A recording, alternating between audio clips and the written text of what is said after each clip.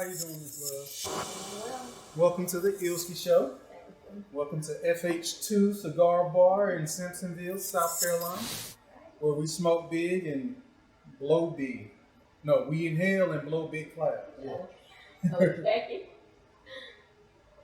All right, Mrs. Love, thank you for coming to an unknown show to let people know about what you got going on. Tonya Love it is, right? Yes.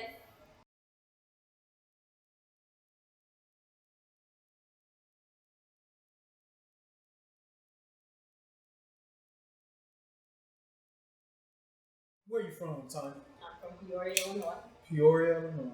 How'd you wind up here in beautiful South Carolina? Ooh, let's see.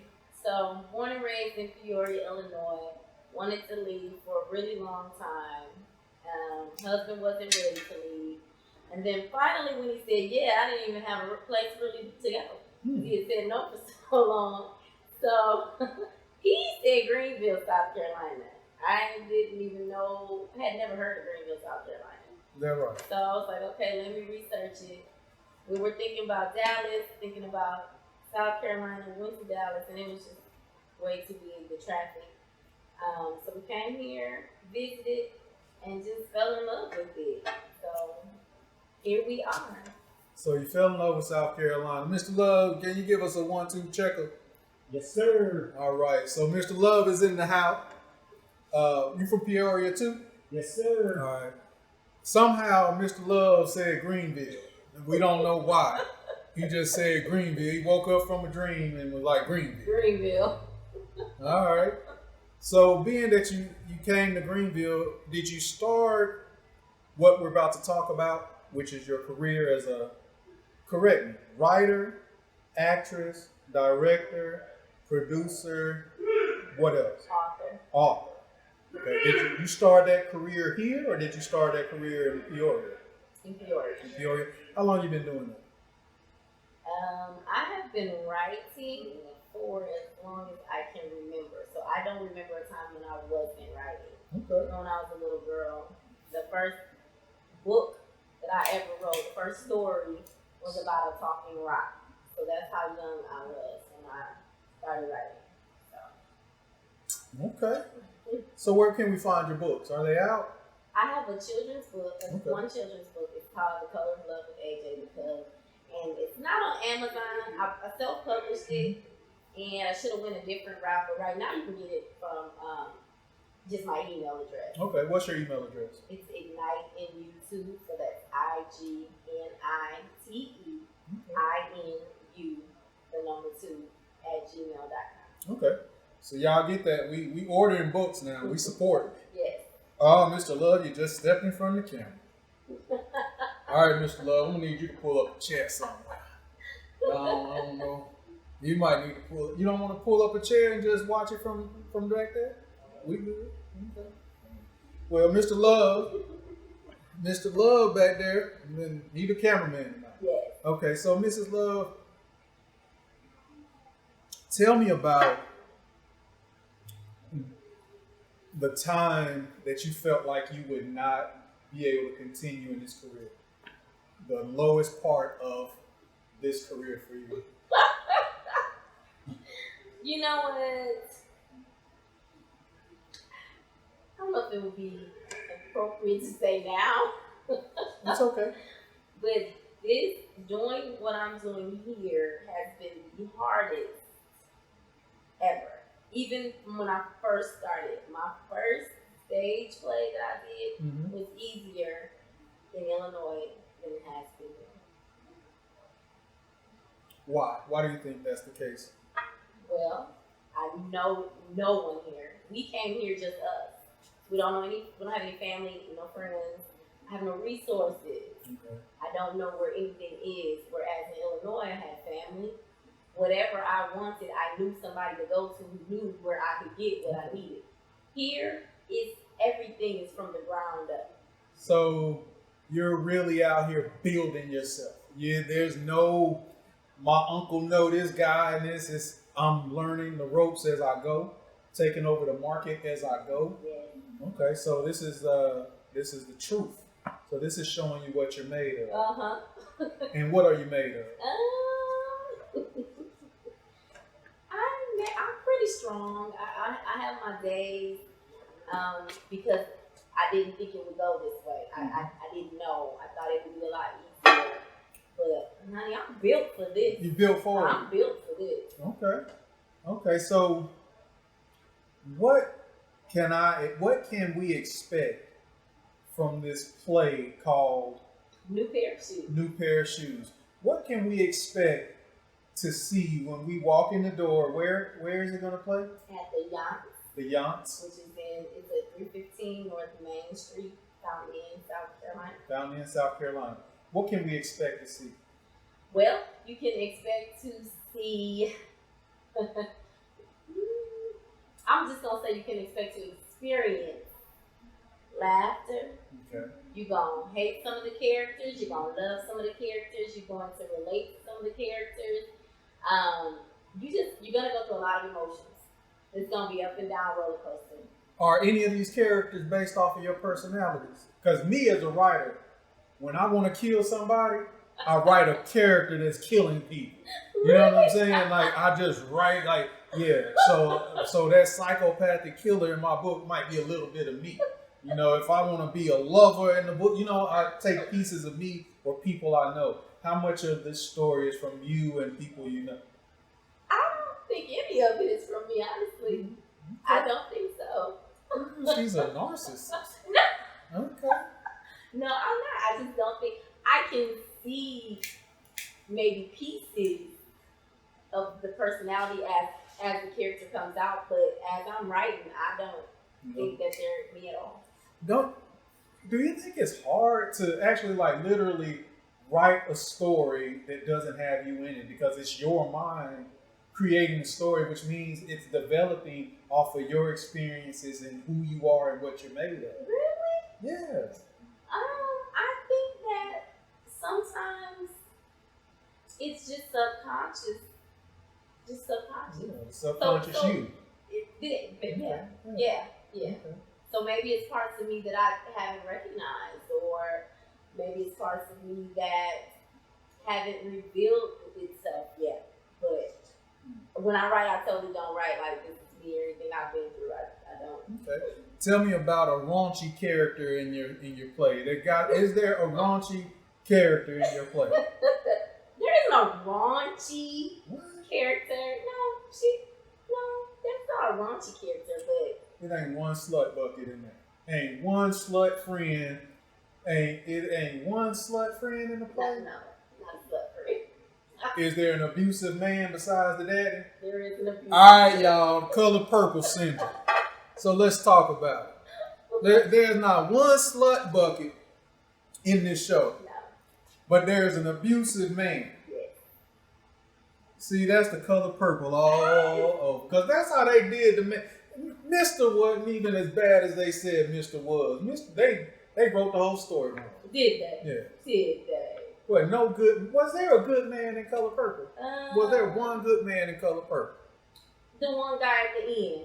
Who? Suge Avery knew me. The one that was talking about how he had Suge with Mister? That was a good guy? He didn't be there. How you know? They didn't show that. Yeah, that's true. They made every man in there was horrible. That's true. Are there any good men in your play? Yes. Okay.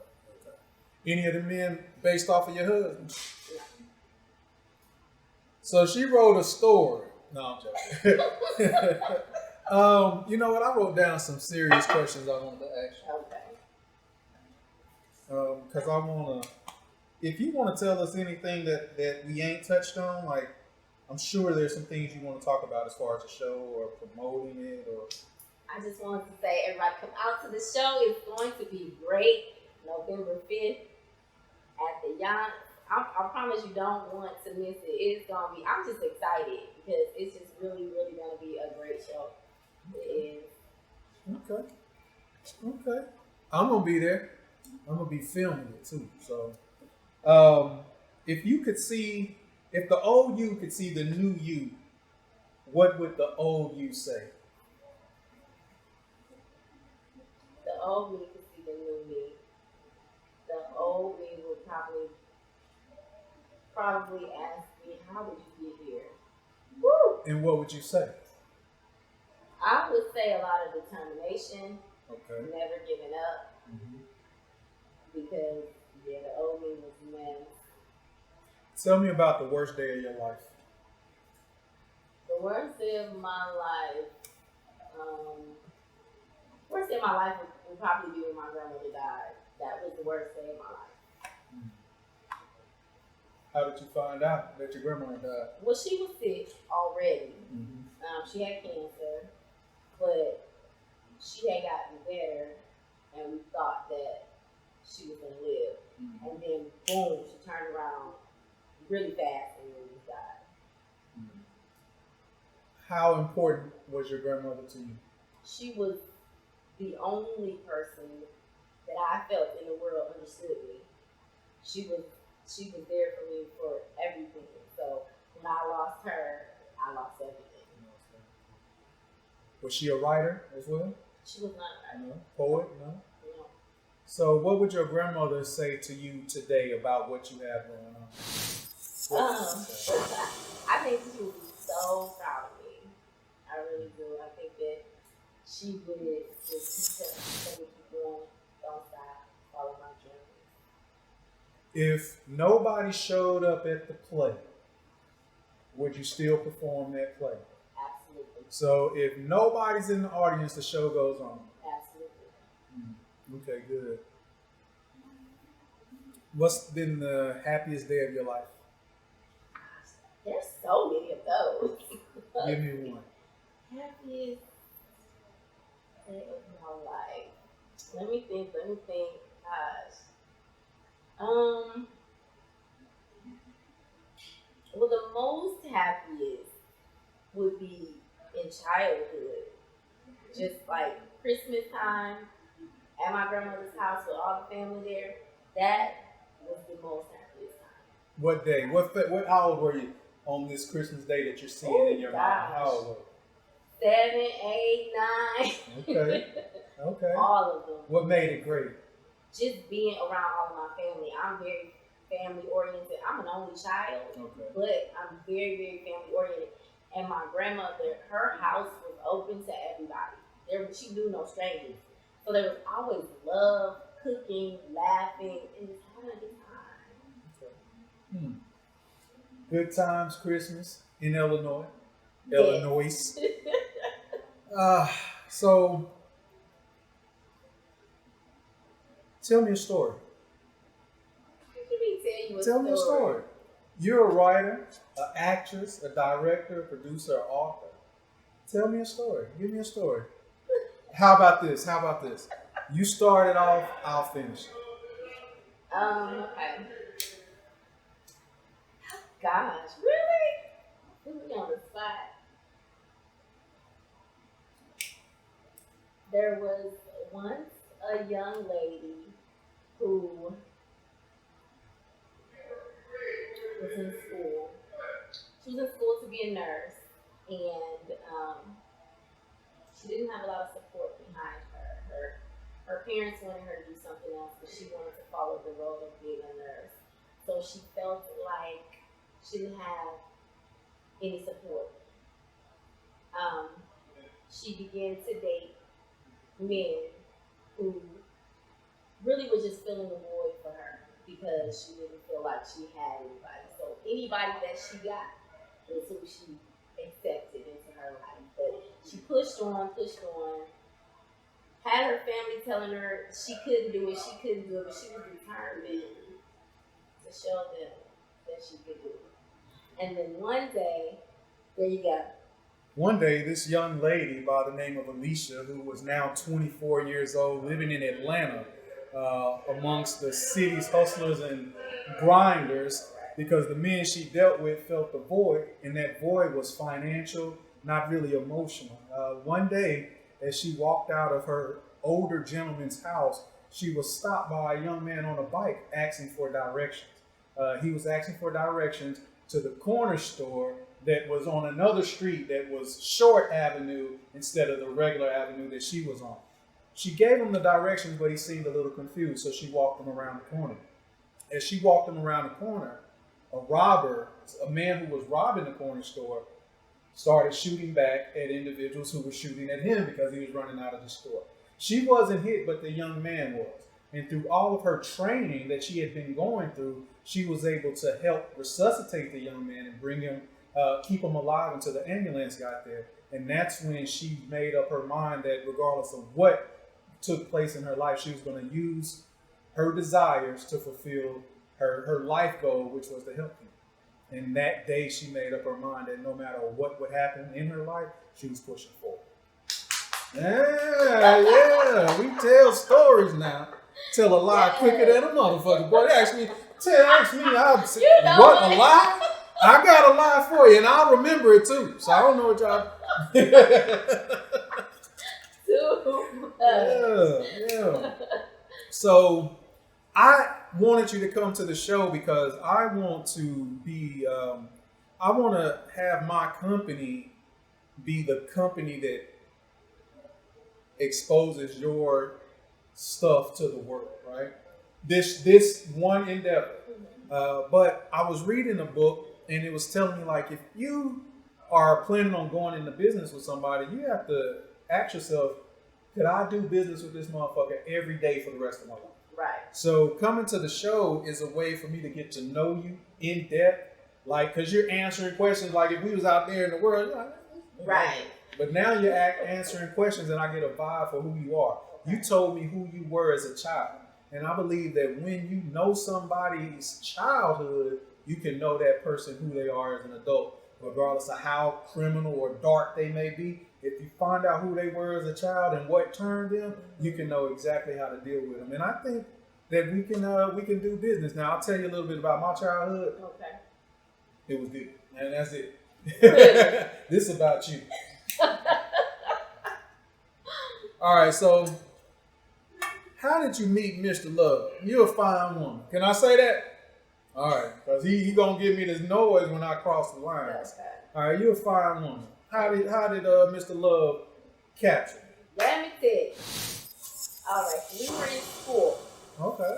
And I sat in the back of the class. He sat in the front of the class doing this. And I'm like, why is this person just looking? So I would go home and I would be like, it's this boy in my class. He keeps staring at me. I think he's crazy. So every day. So one day we leave and he asked me for a ride home. So I was like, oh, you ain't got no car. Oh, okay. Nah. He was like, no, I got a car. Where is that? And then my sister drive it. Yeah, right. So he was like, I did. So can you give me a ride? So I gave him a ride home. We started talking. That was how we met. Oh, but that was actually the second time we met. We met the first time. Tell me about the first time. We were at a festival. It's called the Black Arts Festival. Okay. And he saw me, but he was afraid to talk to me. So, and he told me this later, like, you remember who I am? You know? So he came up and was like, do you have time? Yeah, it's such and such time. So that was the actual first time we met. He didn't make no moves, so God gave him a second chance. He was like, you better jump on that. All right, Mr. Love. You jumped on it. How long y'all been together? How long we been together, babe? 26 years. Woo! 26 years. Y'all look underage. I thought y'all was in y'all 20s. Oh, no. Y'all met in elementary school. You was driving in elementary school. Now, I know some boys from Peoria from Illinois that was driving in elementary school.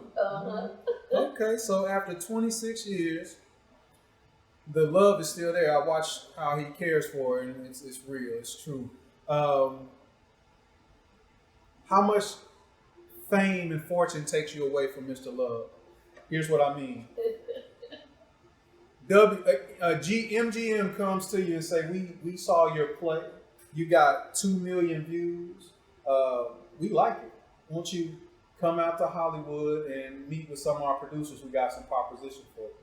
You and Mr. Love go out, but they say, Mr. Love, we're going to talk with her, stay out here. This is, unless you're a part of the business, blah, blah, blah, whatever they may say. They take you in the room and they say, look, we're offering you $10 million. But I'm going to tell you, Mr. Love is going to be a hindrance. And He can't go where you're going. What's your response? He go where I go. Mm-hmm. That's it. He That's go where it. I go. So then you turn down the 10 million. I turn down Okay. 10 million. Right. What if it's 100 million? I don't care how much it is. You don't care. I don't care. You don't care. Y'all remember that. So when she gets big, if you see divorce anywhere in the headlines, hate mail. Hate mail. If you Nothing see divorce, but hate mail. it wasn't me. Yeah, nothing but hate mail. Like I'm gonna say this. I know some people might get mad, but I got a friend. She's an actress. I was in love with her, but I couldn't be her man because I didn't want to hinder her career. Wow. Because I knew like kissing a nigga on camera. Right. What? Right. No, you might what? Fake fucking on camera? No. Right. No, I can't do it. But I think that was what was best for me. We good friends now. But if I walked in the room and they said, "Yeah, to get rid of your old lady for this, she gone, out of here." Bye. Really? I'll find another one. 10 million. I can't. No, you not after 26 years. You ain't find another one. It's too late. You Denzel'd up. Like it's a wrap. He been there for you through thick and thin. Absolutely. Y'all met in school at an art festival first. Yeah, right down your alley. Are you an artist? No, you just support your wife. Ain't nothing wrong with that. You got a good man. You leave that man for $10 million. You deserve all the pain that come along with that. All right, is it still recording? What about this one? The red light in the corner? It's just not. Did it? Well, that one's okay. I'm gonna drink my champagne. Mrs. Love. Ooh. It says zoning.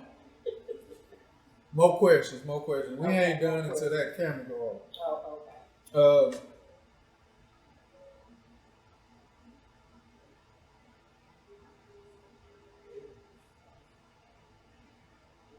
Tell me about the day you realized that you would pursue your dreams no matter what. The very day you made up your mind.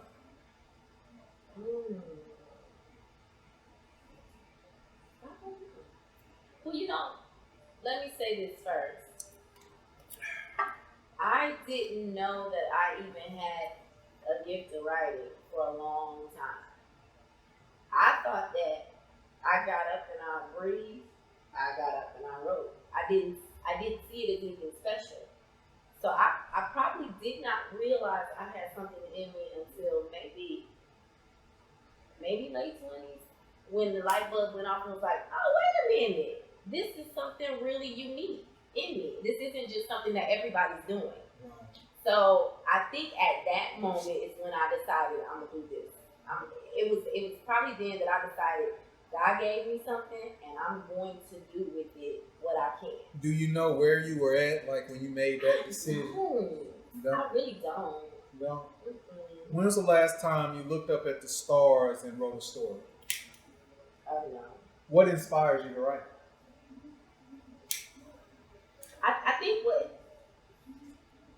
I think that I have a duty to write.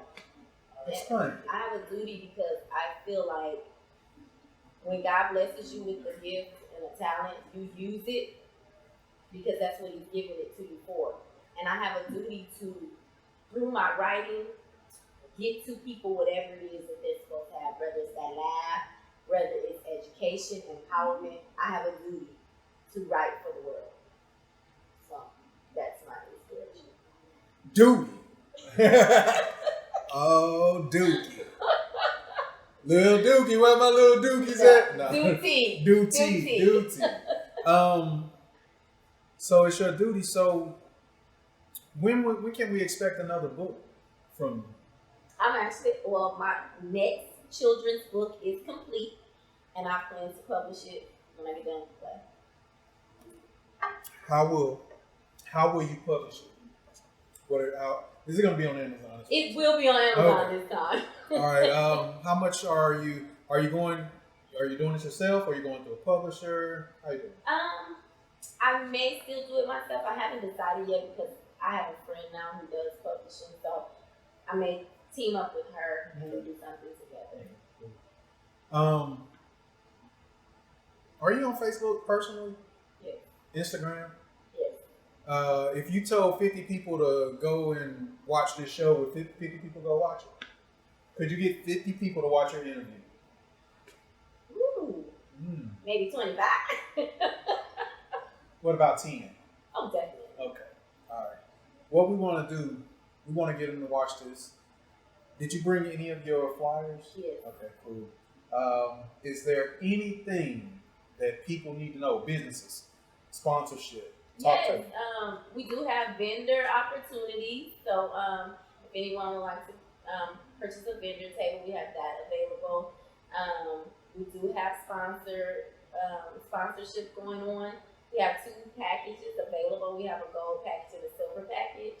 And I don't have my paperwork in front of me. Where can they find you? How can they get in contact? They can get in contact with me. They can email me. That's one way at IgniteInYou2.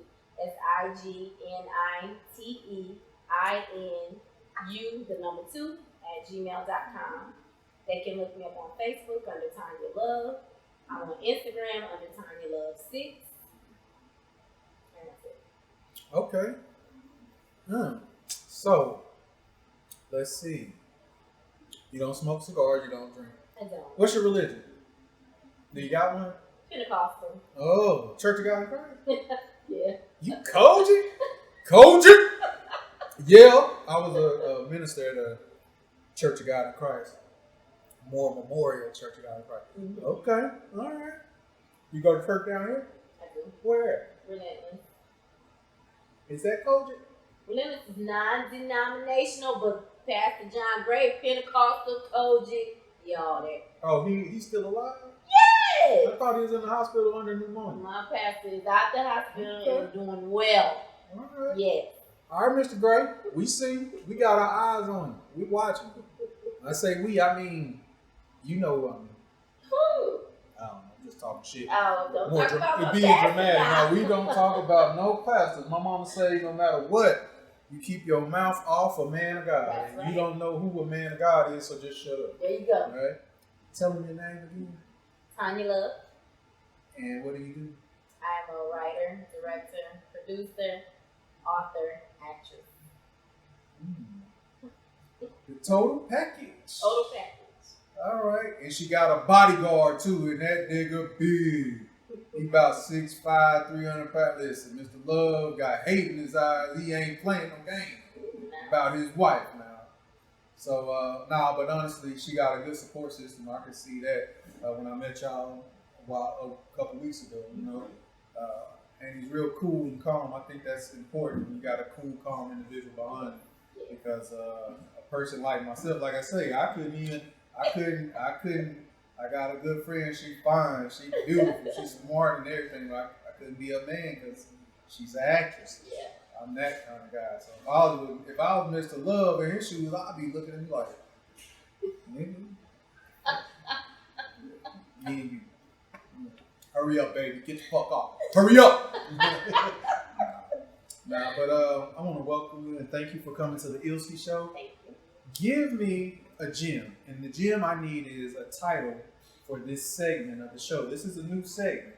And I was thinking like ordinary people doing extraordinary things, but that sounded so cliche in the box. Yeah, so I need a title for this show. And if you could come up with a title while we're on air, I'm going to keep it, even if I don't like it.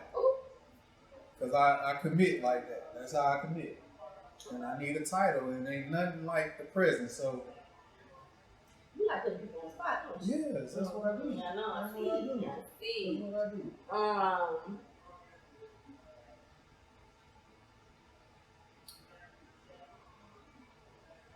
Into the deep. All right, so Into the Deep with Tonya Love is our first episode of Into the Deep. And what we're going to do, we're going to get Miss Tonya Love to start hosting these so that y'all can get more in tune with who she is. And y'all can follow her page as well. What's the name of your page? Yeah, on YouTube. Oh, gee. Tonya Love. Tonya Love on YouTube. So what we're going to do And let me say this here. Jay-Z, on that song that everybody's talking about, he said, how many billionaires have come from my house? And he mentioned Kanye, Rihanna, LeBron. I got to thinking, like, how many channels can we spawn and build and empower from this one channel? A lot of people like to do their own channel and get everybody come on and build their numbers up, but why we can't build together? That's right. And so if you got a channel and you come on my show and you host something and we lead them to your channel, then shit, I'm gonna come on your channel and do something, even if it's acting. Yeah. But we can build each other up, and it don't take fucking money. You know, it just takes some commitment, some commitment and desire to see others rise. So, Into the Deep with Tonya Love may be the name of the show initially. Right now, in the long run, right now it's just Into the Deep. This is a segment of the Illski Show, and thank you so much. Can I shake your hand? Yeah. Thank you so much. Thank you. Power to Mr. Love. I got to get that to him because he got a gun over there. But yo, once again, on the Illski Show, we talk success, prosperity, and vision. Illski Show.